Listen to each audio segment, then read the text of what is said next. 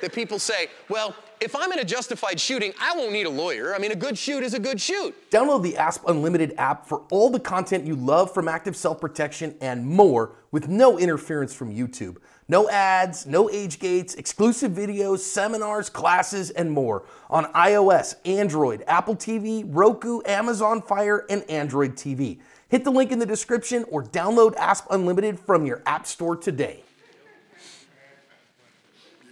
Really? Now, I'm going to be real honest with you. I have seen people, and we've had people get in defensive shootings who didn't need a lawyer. My good friend, he's our video editor here at Active Self-Protection. His name is Thomas Yoxel. Thomas was in probably the most righteous defensive shooting I've ever seen. Thomas saved Trooper Ed Anderson from being murdered on the side of the road. He was being murdered by a guy out of his mind on the side of the road in Tonopah, Arizona, after responding to a car wreck at 4 in the morning. Guy who had actually murdered his baby mama and then waited on the side of the road for the Arizona DPS to show up and tried to murder Ed. Shot him right through his right brachial nerve with the last round in his gun and made Ed's right arm completely useless so he couldn't draw his gun. And then proceeded to try to beat Ed to death. Thomas came across that, saw it, shot that guy 4 times and ended the threat, okay? So the cops kind of looked at him as a hero because they should, because he is. Thomas didn't need an attorney, but he still had one. It's very smart, okay? So here, let's look at some counterexamples. I mean, there's counterexamples that you know, right? I mean, Kyle Rittenhouse, was that a justified use of defensive force? The jury said it absolutely was. So you can argue with some people like, well, that was murder. Well, the jury saw it differently than you did. And I got to tell you, I've looked at the jury a number of times. The jury usually gets it right. They almost always do. I know some people, again, in the social media world, they want to say, oh, juries are biased and these people are stupid and they didn't do this and that. Well, listen, you're not the one sitting there with the weight of somebody's life in your hands. They usually get it right. And most jurors are conscientious people trying to do the best they can. I know some people get this idea that a jury is 12 people too stupid to get out of jury duty. I disagree with that assessment.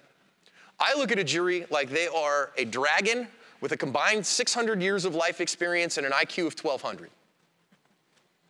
Now, here's the thing. A 600-year-old dragon with a 1,200 IQ, do you know what that dragon is interested in? Probably not. Do you know what that dragon wants and doesn't want? Probably not. But you do know that you're crunchy and you taste good with ketchup.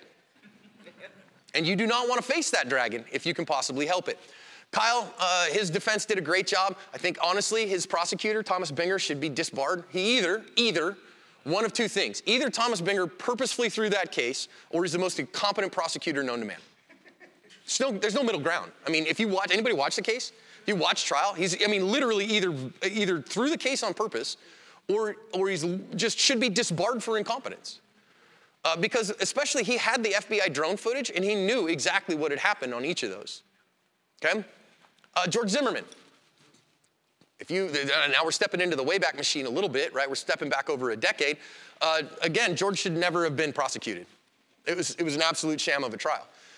His defensive use of force in that moment was clearly justified conduct, and the jury saw it that way. Harold Fish. Ooh, question. Who knows who Harold Fish? Anybody know who Harold Fish is? Man, yes, Stephanie does. Yeah. So again, you non-Arizonans.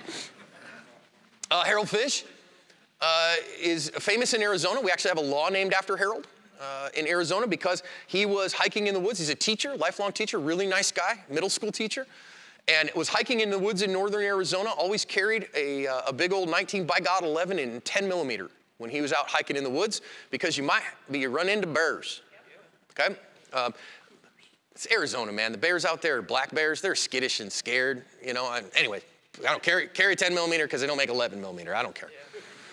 But Harold, a guy camping up in the woods who had real mental health problems, his dogs came running after Harold, okay? Came after him. Harold drew his gun and shot into the dirt in front of the dogs to scare the dogs off. It worked. Dogs ran off, but it pissed that guy off, and he started chasing him, and Harold backed away from him.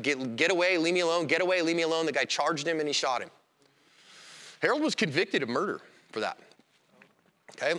So he went to court. It ended up being a righteous shooting. Now, But he went to prison for 3.5 years for it. What happened on that particular case in Arizona was until that point, self-defense in Arizona, and just like it was in much of the nation, was what we call an affirmative defense, that if you claimed self-defense, then you had to prove it was self-defense.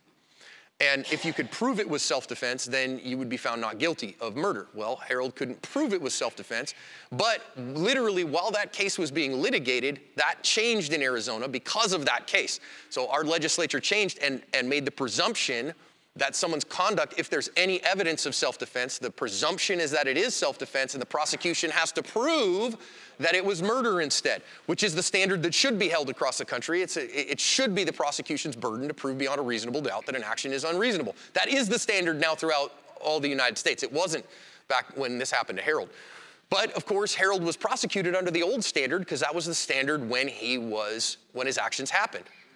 After he was convicted, it took 3 years for the Arizona legislature to enact a law that said anybody who was being prosecuted when that law went into effect, that the law was retroactive to their case. There was one of those in the case in Arizona at the time, the case of Harold Fish. So that was called the Harold Fish Law. Once that was passed, his conviction was overturned. The prosecutor said, there's no way that I can retry this case because there's no way I can meet that standard. So Harold was eventually exonerated, spent 3.5 years in prison, and then a couple years after that, after spending all that time in prison, he died of cancer. So it was a pretty sad case. Wish he'd had more time with his family. But here's my big thing. Just because you're like, man, I had a good shoot, I'm good, I won't need legal representation. I can't tell you how much I disagree with that.